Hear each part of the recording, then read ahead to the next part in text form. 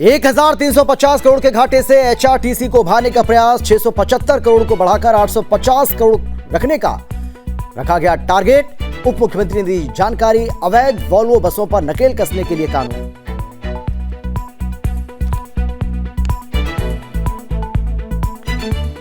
केंद्रीय मंत्री ने हिंदुओं की घटती आबादी पर जताई चिंता, अवैध धर्मांतरण पर बोले राजेश्वर सिंह। केरला स्टोरी वास्तविकता के बेहद करीब, लखनऊ के सरोजिनी नगर से एमएलए हैं राजेश्वर सिंह।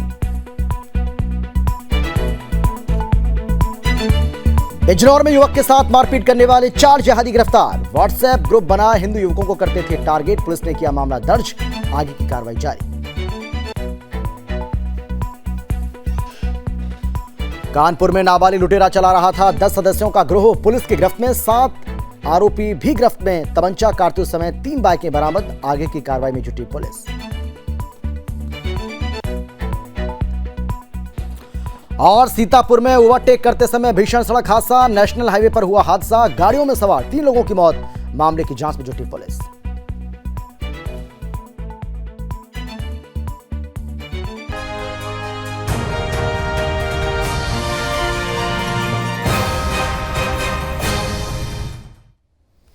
नमस्कार, आप देख रहे हैं सुदर्शन न्यूज। मैं हूं आपके साथ अमित शर्मा। शाम के 5 बज चुके हैं और वक्त है आपके राज्य आपकी खबर का, जिसमें सबसे पहले हम बात करेंगे हिमाचल प्रदेश की, क्योंकि 1350 करोड़ के घाटे तले दबे हिमाचल प्रदेश पथ परिवहन निगम को उभारने के लिए अब उप मुख्यमंत्री ने कई बड़े कदम उठाने की बात कही है।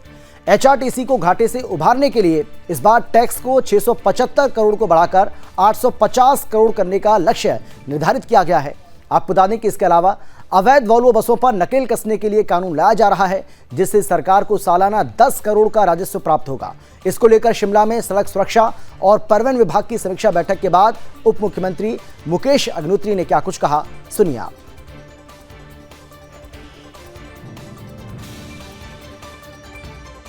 अधिकारियों को स्पष्ट निर्देश दे दिए हैं कि प्रदेश में कोई भी गाड़ी बिना नंबर के नहीं चलनी चाहिए।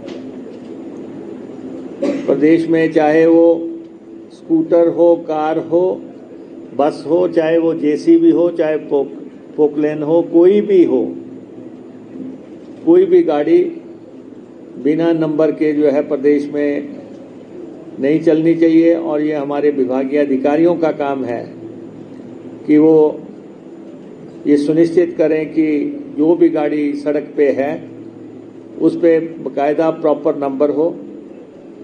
और ये जो कुछ लोगों ने फालतू की प्लेटें लगा रखी हैं गाड़ियों पे अपने औहदों के शान बिगाड़ने के लिए, हमने डिपार्टमेंट को कहा है कि ये सब जो है सरकारी गाड़ियों को छोड़ के बाकी सब जो है आप उन प्लेट्स को हटवाइए और ट्रांसपोर्ट के जो कायदे कानून है उस पर उसको जो है इम्प्लीमेंट किया जाए। भारतीय जनता पार्टी के सांसद और केंद्रीय राज्य मंत्री कौशल किशोर ने अवैध धर्मांतरण को लेकर चिंता व्यक्त की है और इसे एक गंभीर मुद्दा बताया।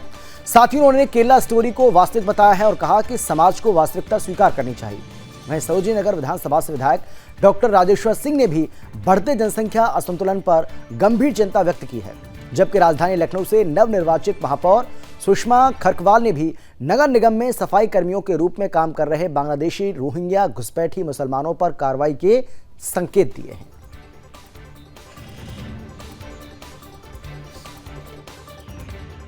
डेमोग्राफिक इम्बैलेंस जो है ये बहुत ही चिंताजनक है, गंभीर विषय है। इस पे सबको जागरूक होना पड़ेगा, चिंतन करना पड़ेगा।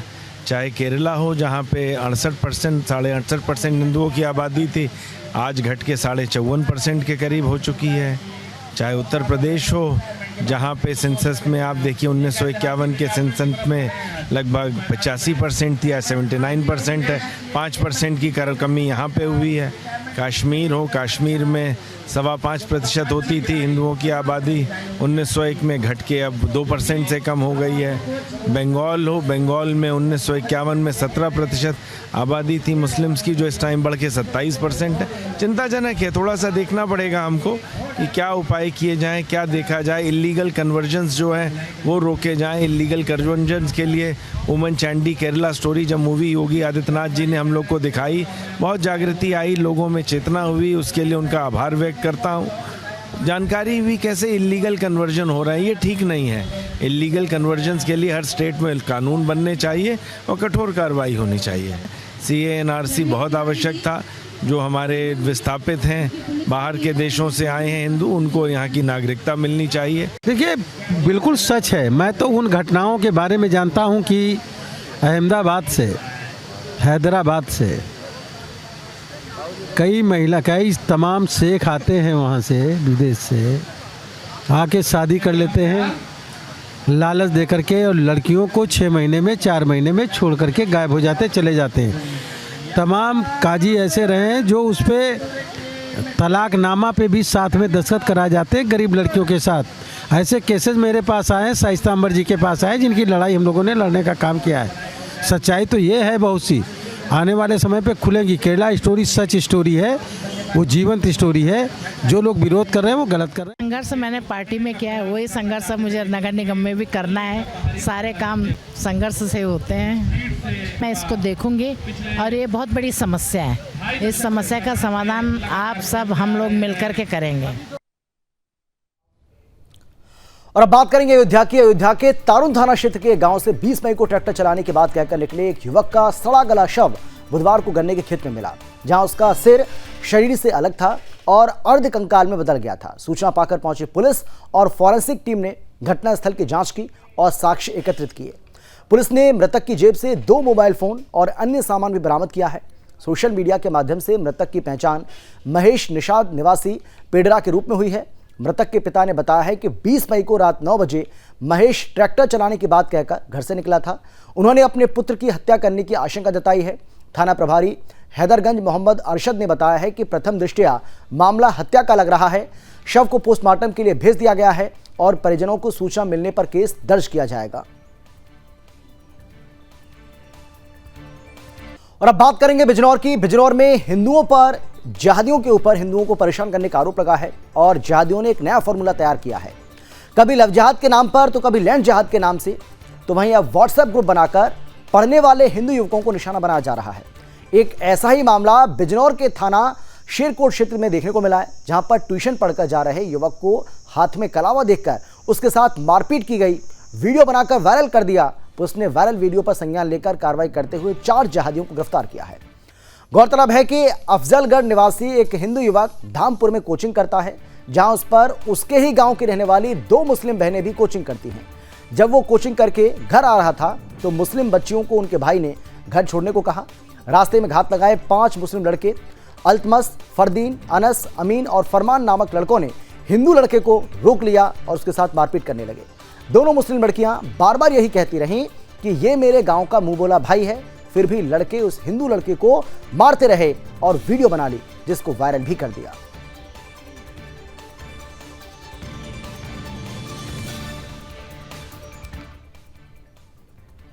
और अब खबर है फिरोजाबाद के थाना क्षेत्र से, जहां रामगढ़ के मोमिन नगर से खाना बनाते समय गैस सिलेंडर लीक हो जाने से एक बालिका की जलकर मौत हो गई है। वहीं 4 बच्चों सहित 5 लोग झुलस गए। हादसे के वक्त घर में आस पड़ोस के 10 बच्चे पढ़ाई कर रहे थे। आग की लपटें पूरे मकान में फैल गईं। आग की लपट में और आग की चपेट में आने से 12 वर्षीय खुशी की मौत हो गई है। उसकी चीख पुकार सुनकर मौके पर लोग पहुंचे। आसपास के लोगों ने बच्चे को बाहर निकाला। वहीं थाना रामगढ़ की पुलिस और 5 दमकल पहुंची। आग पर काबू पाया गया। घायलों को अस्पताल में भर्ती कराया गया है, जहां पर उनका इलाज चल रहा है। सिपाही हेमराज ने बहादुरी दिखाते हुए आग की लपटों से घिरे सिलेंडर को घर से बाहर निकालकर फेंक दिया और आग को बुझाया गया। विधायक मनीष असीजा ने मौके पर पहुंचकर स्थिति का जायजा लिया। मृतक बालिका को कब्रिस्तान में दफनाया गया। मोमिन नगर मोहल्ले में एक इसरार हैं, उनके घर में आज आग लग गई थी, जिसमें एक हादसा हुआ। एक बच्ची थी, उसकी जान चली गई है। बाकी इसमें अन्य बच्चियां भी थी, जिन्हें पुलिस विभाग की टीम और फायर की टीम तथा कुछ पब्लिक वालों के सहयोग से उन्हें सकुशल निकाला गया है। कुछ इंजर्ड थी, हॉस्पिटल उन्हें भिजवा दिया गया है। इसमें एक हेमराज गौतम हेड कांस्टेबल हैं, उन्होंने बहुत बहादुरी का काम किया, थाना रामगढ़ के हैं, और जलते हुए सिलेंडर को उन्होंने बाहर फेंका है। प्रारंभिक प्रारंभिक जांच से ऐसा लग रहा है कि सिलेंडर में आग लगने से ये हादसा। यूपी के कानपुर शहर के बाहरी क्षेत्र में लूटपाट करने वाले गिरोह के 7 सदस्यों को पुलिस ने गिरफ्तार कर लिया है। इनका सरगना 17 वर्षीय नाबालिग निकला, जो 10 लोगों के गिरोह के साथ अलग अलग क्षेत्रों में लूट की घटनाओं को अंजाम देता था। लुटेरों के पास से 3 बाइकें, 3 मोबाइल, घड़ी, चेन, तमंचा, कारतूस मिले। लुटेरों ने कई घटनाएं कबूली हैं। वहीं डीसीपी शिवाजी ने बताया है कि बिदनू क्षेत्र में लूट की घटनाएं होने पर पुलिस टीम औरैया चौराहे के पास चेकिंग कर रही थी। तभी सूचना मिली कि बदमाश ओरछी गांव के पास डकैती की योजना बना रहे हैं। तभी पुलिस टीम वहां पर पहुंची और घेराबंदी कर 7 लोगों को धर दबोचा, जबकि उनके 3 साथी भागने में कामयाब रहे। पूछताछ में आरोपियों ने 11 मई को न्यूरी गांव में बाइक सवार शाम नाम के युवक से चेन, पर्स और 9,000 रुपये लूटे थे और इसी तरह बिदनू में ही बाइक सवार से लूटपाट की थी। फिलहाल पुलिस आगे की कार्रवाई में जुट गई है।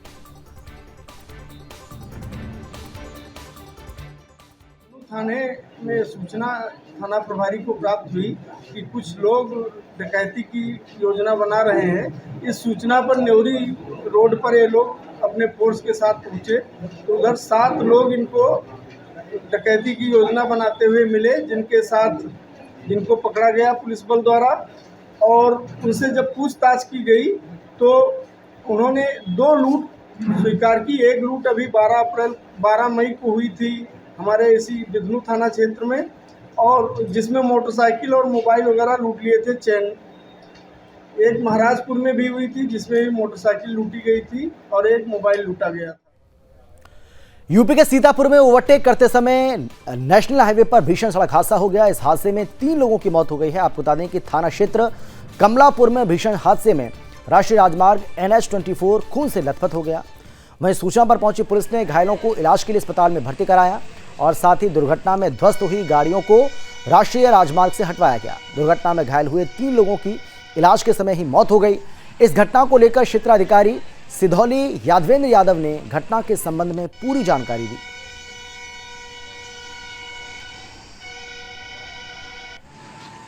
थाना क्षेत्र कमलापुर के ग्राम सुरैशा जो कि नेशनल हाईवे पड़ता है, वहाँ पुलिस को सूचना प्राप्त हुई कि कुछ लोग सड़क दुर्घटना में गंभीर रूप से घायल। तत्काल पुलिस मौके पहुंची, जहाँ कुल 7 घायल व्यक्तियों को जरिए एम्बुलेंस अस्पताल पहुँचाया गया। अस्पताल में डॉक्टर के द्वारा 3 व्यक्तियों को मृत घोषित किया गया है, जिसमें एक महिला है और 2 पुरुष।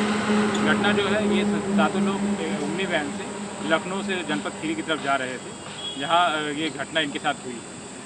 ये डिवाइडर से भिड़ने के कारण एक्सीडेंट हुआ है।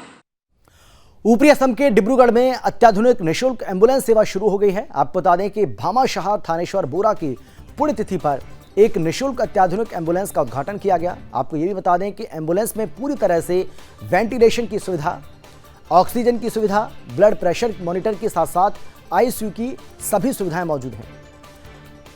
इसके साथ ही आंसू द्वारा संचालित एम्बुलेंस डिब्रूगढ़ के साथ साथ उसके आसपास के लोगों के लिए भी एम्बुलेंस की सेवा मुफ्त होगी और कोई भी गंभीर हालत में मरीजों को सिर्फ ईंधन की कीमत का भुगतान करके असम के किसी भी अस्पताल में लाया और ले जाया जा सकता है। वहीं लोगों को एम्बुलेंस सेवा 10 जून से मिल जाएगी।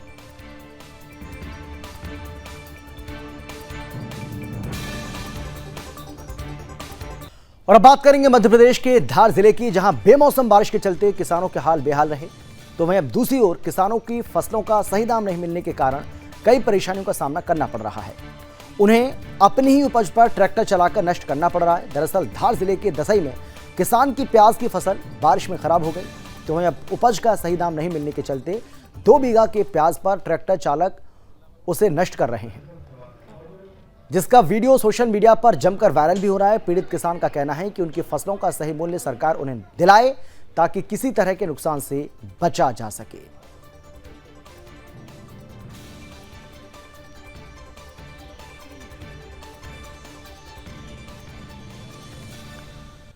तो मध्य प्रदेश के धार की तस्वीर आपको हम दिखा रहे हैं, जहां पर प्याज के सही दाम ना मिलने को लेकर किसान बहुत ज़्यादा चिंतित नजर आ रहे हैं। और यही वजह है कि गुस्से में वो अपने इस प्याज की फसल को नष्ट कर रहे हैं। आप देखिए तस्वीर आपको हम दिखा रहे हैं किस तरीके से जो प्याज उनके खेत में पड़ी हुई है उस पर ये ट्रैक्टर चलाया जा रहा है और ये गुस्से में, नाराज़गी में ये ट्रैक्टर चलाया जा रहा है। यहाँ मौजूद किसी शख्स ने इसका वीडियो बनाया, जिसके बाद इसको सोशल मीडिया पर डाल दिया और अब ये वीडियो लगातार वायरल हो रहा है। किसान ये मांग कर रहे हैं कि सरकार उनको ज़्यादा दाम प्याज के दे ताकि उनको जो नुकसान हुआ उसकी भरपाई हो सके। मैंने 5 बीघा में प्याज लगाए थे, ऊपर से बेमौसम बारिश ने और इधर प्याज बिगाड़ दिया। तो सरकार से हम यही चाहते हैं कि हमारा जो MSP मिनिमम सपोर्ट प्राइस है उस पर किसानों को फसल खरीदे ताकि किसानों को नुकसान न हो। मतलब 1 बीघे का खर्च है प्याज पकाने का 40,000 रुपये प्रति बीघा का खर्च आता है प्याज पकाने में। आज किसान मंडी प्याज बेचने जा रहा है तो लागत भी नहीं आ रही है, 1 बीघे के 10,000 रुपये मिल रहे हैं, तो किसान को तो वैसे भी घाटा हो। टीकमगढ़ जिले के पलेरा नगर में दिगंबर जैन परंपरा के अनुसार प्रतिवर्ष शुद्ध शुल्क पंचमी को श्रुत पंचमी का पर्व मनाया जाता है और इस दिन जैन आचार्य के शिष्य आचार्य पुष्पदंत और भूत बलि के सचखंड आगम शास्त्र की रचना की थी। जैन आगम को लिपिबंद किया गया और तभी से भारत में श्रुत शुल्क पंचमी का पर्व मनाया जाने लगा। जैन मुनियों के अनुसार श्रुत पंचमी का पर्व ज्ञान की आराधना का पर्व है। ये महान पर्व है और ये पर्व वीरत रागी संतों की वाणी सुनने और आराधना के लिए मनाया जाता है।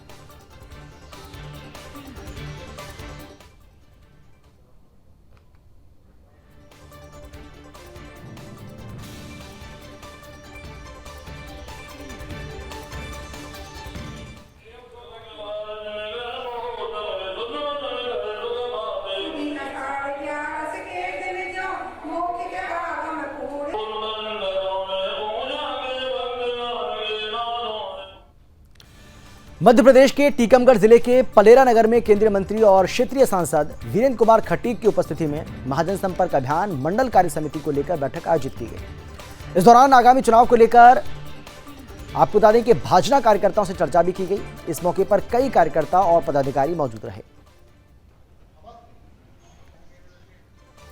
मध्य प्रदेश के टीकमगढ़ की तस्वीर आपको हम दिखा रहे हैं, जहां पर आगामी चुनाव को लेकर कार्यकर्ताओं के साथ यह बैठक की गई है। पलेरा में महाजनसंपर्क अभियान भी चलाया गया।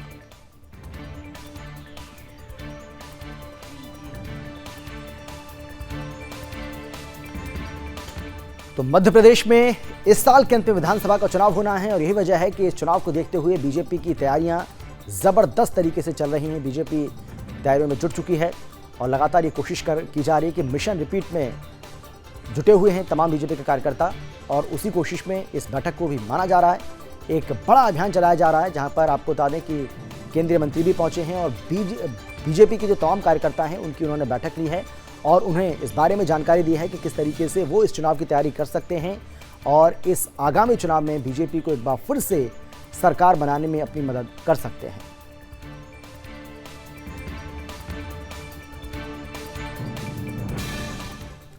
और इसी के साथ इस बुलेटिन में फिलहाल इतना ही, लेकिन देश और दुनिया की बाकी खबरों के लिए आप देखते रहिए सुदर्शन न्यूज। जय हिंद।